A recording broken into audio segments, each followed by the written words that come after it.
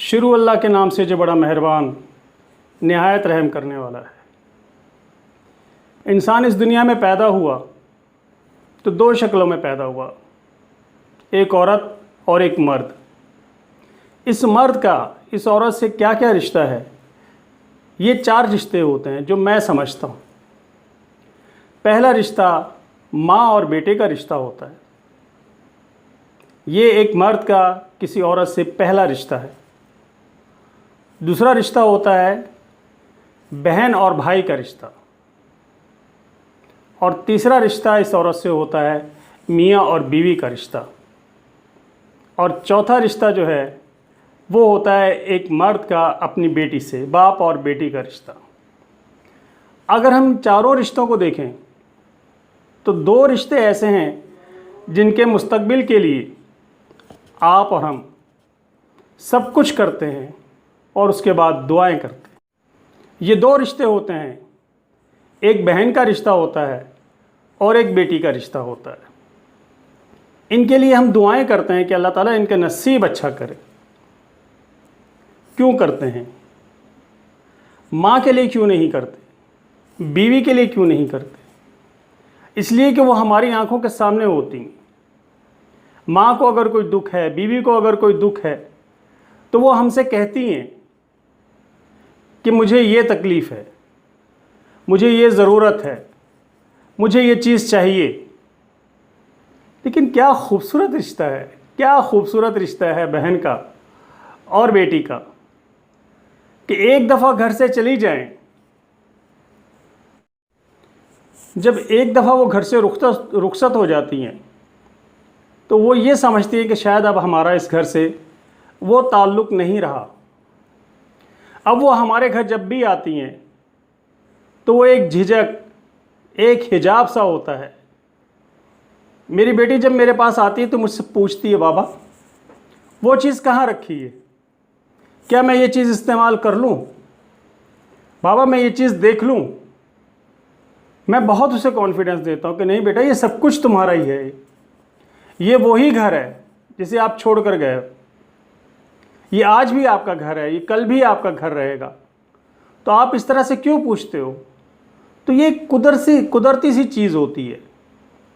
ये एक ऐसी कुदरती सी चीज़ होती है कि फिर वो घर जहाँ बचपन गुजारा हो, जहाँ आप पैदा हुए हैं और जहाँ आपने अपनी ज़िंदगी के 20-22 साल गुजारते, वही घर अजनबी बन जाता है। और वो घर जहाँ आप पहली दफ़ा जाते हैं, वो घर जहाँ आप कभी पहले जाके रहे नहीं हैं, उस घर की तमाम चीज़ों को आप अपना समझते हैं। ये बहन भी करती है और बेटी भी यही करती है। मुझे ये रिश्ते इसलिए बहुत प्यारे लगते हैं।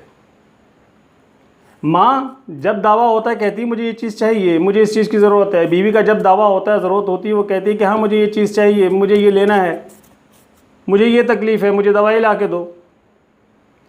लेकिन क्या खूबसूरत रिश्ता बनाया अल्लाह ने बहन का और बेटी का कि ये बहुत बहुत ही नायाब रिश्ता है कि जब एक दफ़ा आपके घर से चली जाती हैं तो फिर वो कभी आपसे ये तकाज़ा नहीं करती, इवन आपको अपना दुख भी नहीं बताती। मेरी बेटी जब मुझसे मिलने आती है ना तो बहुत चेहरा खिला हुआ होता है, खुश होती है और बार बार पूछने के बावजूद वो यही कहती है कि नहीं मैं अपने घर में सुखी हूँ, खुश हूँ, कोई मसला नहीं है। लेकिन जब वो घर से जाती है, जब वो मेरा घर छोड़कर जा रही होती है, तो उस वक्त उसकी आंखें बहुत कुछ कह रही होती, लेकिन चेहरे पे वही एक मुस्कुराहट होती है, चेहरे पे वही एक पर्दादारी होती है जो अक्सर परेशान करती है। अक्सर परेशान करती है कि क्या वजह है, ये मुझसे बात क्यों नहीं करती, ये मुझसे शेयर क्यों नहीं करती। क्या हर बेटी इसी तरह से करती है? यकीनन हर बेटी इसी तरह से करती है। अब उसको वो अपना घर लगता है जिस घर में वो चली गई, उस घर की हर चीज़ उसको अपनी लगती है। उसने कभी मुझसे ये नहीं कहा, आकर कभी नहीं कहा कि मेरे शौहर ने मेरे साथ कोई ज़्यादती की है, मेरी कोई बात नहीं मानी, मुझ पर कभी नाराज़ हुआ है। हमेशा यही कहती है बहुत अच्छे हैं मेरे शौहर, मेरा बहुत ख्याल रखते हैं। कभी ये नहीं कहा कि मेरी सास ने मुझे सोते में से उठाया, कभी ये नहीं कहा कि देरानी जिठानी ने मुझे ये कहा, कभी ये नहीं कहा कि मेरे नंद के बच्चे आए और उन्होंने मुझे तंग किया, कभी ये नहीं कहा। घर में क्या बन रहा है, कैसा बन रहा है, उसको इससे कोई शिकायत नहीं होती। क्या अल्लाह ताला ने सब्र दिया है इन औरतों को? क्या ऐसा मुमकिन है कि ससुराल हो और वहाँ कोई तकलीफ़ ना हो? क्या ऐसा मुमकिन है कि ससुराल हो और सास भी हो और ससुर भी हो और वो किसी बात पे रोक टोक ना करे? मुमकिन तो नहीं है, लेकिन वो कहती है कि नहीं बहुत अच्छे, मेरा बहुत ख्याल रखते हैं। मैं तो ये कहता हूँ कि ये पर्दादारी उसके लिए मुस्तकबिल में बहुत बेहतर है, उसके मुस्तकबिल को सिक्योर करती है, उसके घर में इख्तलाफात कम से कम होते हैं, उसका शौहर भी जब मिलता है बहुत अच्छी तरह से मिलता है, जब वो आती है तो बहुत खुश होती है। बस वो जाते हुए जो उसकी आंखों में नमी तैरती है वो परेशान करती है। शायद आप लोगों को भी परेशान करती हो। क्या वजह है? मैं आज तक मैं नहीं जान सका, ना मेरी बेगम जान सकी। मैंने बारहा उससे पूछा है कि आपने अपनी बेटी से पूछा वो अपने घर में खुश है? वो यही कहती है हाँ खुश है, आप परेशान ना हो। घरों में बहुत बातें होती हैं, तो ज़रूरी तो नहीं कि हर बात माँ बाप को आके बताई जाए। अब मैं सोचता हूँ कि मैं ये बात बहुत पहले से समझाता था और हर बेटी को यही नसीहत करता था कि देखो बेटा, अपने घर की बात अपने घर में रखिएगा, कभी आकर मैके में डिस्कस ना कीजिएगा। इसलिए कि हम जाकर वहाँ उस प्रॉब्लम को सॉल्व नहीं कर पाएंगे जो आपके ससुराल की प्रॉब्लम है। उसको अगर कोई हल करेगा तो वो आपके ससुर हैं, आपकी सास हैं, आपके शौहर हैं और आपके दीगर ससुराली रिश्तेदार हैं, वही इन चीज़ों को हल करेंगे। हम किसी दूसरे की फैमिली मैटर्स में इंटरफेयर नहीं करना चाहते। यार कैसी पक्की बात उसने बांधी है अपने पल्ले से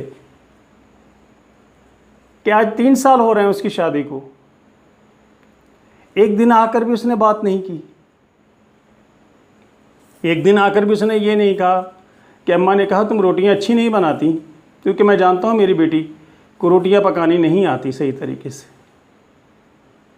लेकिन कभी नहीं कहा उसने कि मेरे शौहर ने नाराज़गी का इजहार किया है, और वाकई हकीकत में वो बहुत अच्छा बच्चा है। उसने कभी भी मेरे सामने ये बात नहीं कही कि मेरी बीवी को रोटियां बनानी नहीं आती। लेकिन क्या सब्र है यार, क्या बात ऐसी बांध कर पल्ले से रखी है उसने कि कभी ज़िंदगी में उसने मेरे सामने, इन 3 सालों में कभी उसने मेरे सामने ये बात नहीं कही कि मुझे अपने ससुराल में कोई तकलीफ़ है। तो मैं आज इस चैनल की वसातत से अपने सुनने वालों को, अपने देखने वालों को, अपनी बेटियों को ये ज़रूर नसीहत करूँगा, देखो बेटा, ये माँ बाप का घर है, ये रिश्ते ना टूटते हैं ना ख़त्म होते हैं। आपको जब भी कोई प्रॉब्लम हो, जेन्युइन प्रॉब्लम हो, आप ज़रूर डिस्कस करें।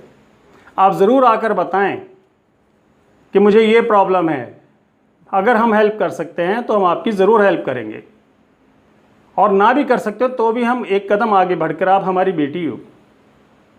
लेकिन उससे भी बड़ी बात है कि अगर बर्दाश्त कर सकती हो तो अपने घर में बेवजह की टेंशन क्रिएट ना करो, क्योंकि वहाँ के हालात आप बेहतर जानते हो। तो ये सबके लिए मैसेज है। उम्मीद है कि आप पसंद करेंगे। अल्लाह हाफिज़।